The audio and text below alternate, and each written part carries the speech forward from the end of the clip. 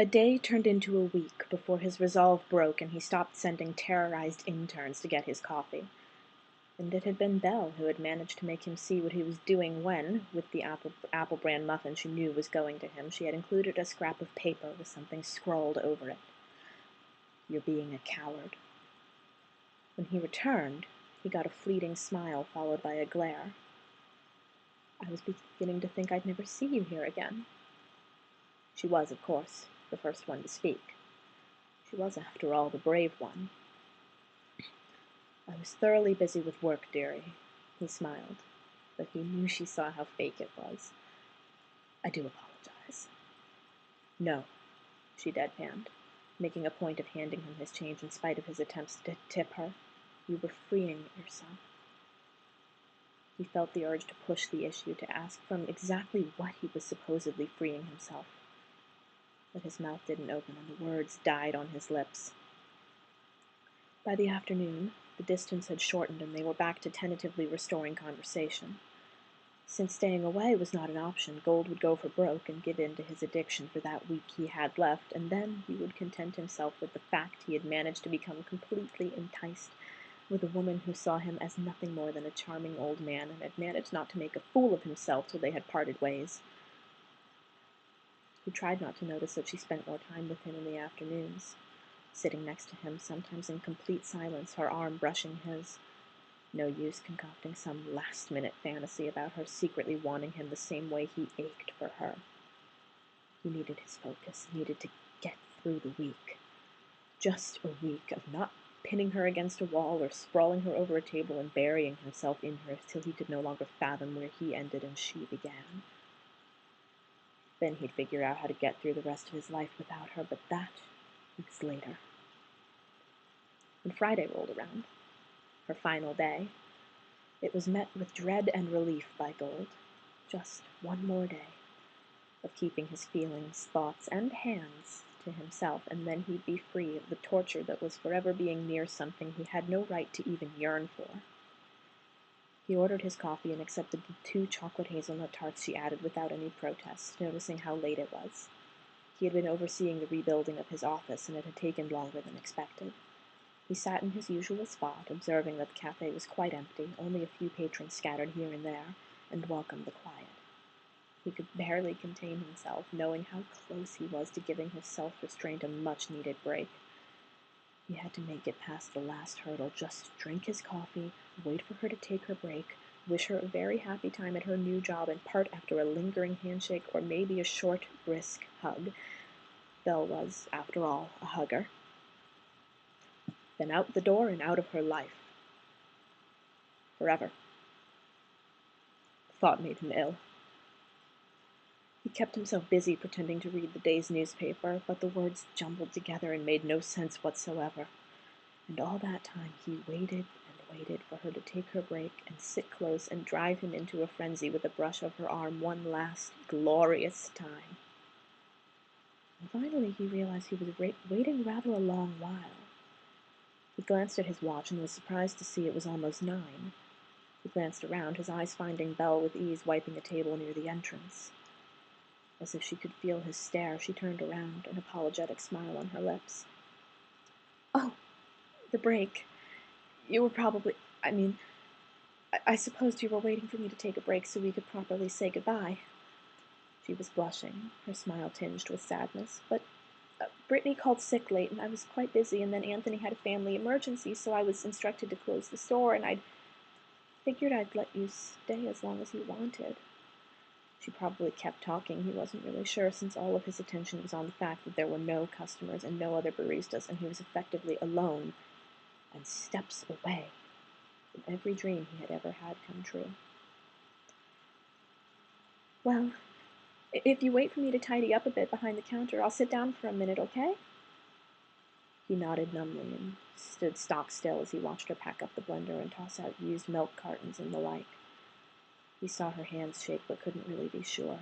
There was a roaring in his ears and a haziness to his vision, and a single thought that seemed to try and claw its way to the surface of his mind. Just hold on, hold on, hold on. Ugh, what a mess. I knew that wasn't empty. Belle's voice drowned that fleeting thought, overpowering it. He blinked, trying to focus on her, noticing at first that she was removing her green apron and wiping it with a wet cloth. It won't stain, thankfully. She proceeded to wipe down her arms and face, and it was then that Gold realized, making a strangled sound on the back of his throat, that she was wiping whipped cream from her skin. Whipped fucking cream. Did I get it all? She turned towards him fully, indicating her arms and face, and it was then that Gold knew, and knew without a shadow of a doubt, that he had lost. He had held out 10 months. Months of smiles, laughs, shared conversations, amazingly detailed fantasies inappropriate to act out on a coffeehouse according to the New York Health Code, torturous touches, and agonizing internal debates. Months and months of cold showers, pretend aloofness, and strangled restraint. And all for nothing. Are you all right? Her voice seemed to be coming from far away, which was odd, since he was, ever so calmly, walking to her side of the counter, closer and closer. Mr. Gold? She sounded now worried and took a careful step away from him, running into a wall. Nicholas? Her name on his lips sent a shiver of pleasure down his spine, but did not deter him from his objective. Now that he knew he was going to go ahead and ruin what he had managed to maintain out of sheer dumb will, he felt strangely without doubts or cause for hesitation. Stay still, he murmured softly, and when he was finally almost flush against her, dropping his cane so it clattered to the ground. Belle, oddly enough, followed his command, her eyes widening and her breathing heavy, but making no move. None to pull him closer, none to shove him away. He bent slightly, arms coming to rest on the wall on either side of her body, parted his lips, and carefully, slowly, swiped the entire length of his tongue across her neck, tasting not only the freshness of the cream, but the lingering sweet and salty flavor of her skin. His ears caught the faint sound of her gasp, and he reveled in its breathiness. I'm sorry, he whispered against her throat, lips barely touching. He sounded possessed. I tried to stay away. Abruptly, he clamped his mouth over the juncture of her neck and shoulder, drawing the flesh into his mouth and sucking with vigor, his teeth barely scraping her before he released her altogether, apologetically laving the reddened spot with his tongue. One hand fisted on the wall, the other spanning her waist, digging almost painfully into her hip. Tell me to stop, Belle, he pleaded, planting errant kisses along her neck and the curve of her jaw till he reached the spot behind her ear, feeling her heartbeat flutter there, just beneath his lips. Please, you must. He was breathing harshly, and talking was almost beyond him. You must tell me to stop. He moved his other hand to her waist, pressing her intimately against him. Tell me to stop. The urgency in his voice was undeniable, as was the pleading look in his eyes when they darted towards hers for a second before he rested his forehead against her shoulder. Please. Belle's hands rose slowly, and for a moment Gold felt cold relief wash over him.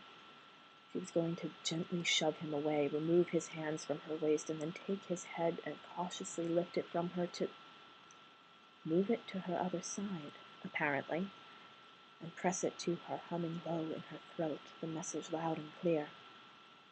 When he failed to act, stunned and temporarily out of sorts, she wound a hand through his hair, angled his head just so, and brushed the skin of her collarbone temptingly against his parted lips. God's Belle, he rasped out, his words sinking into her chest. You mustn't do this. Just tell me to stop, please.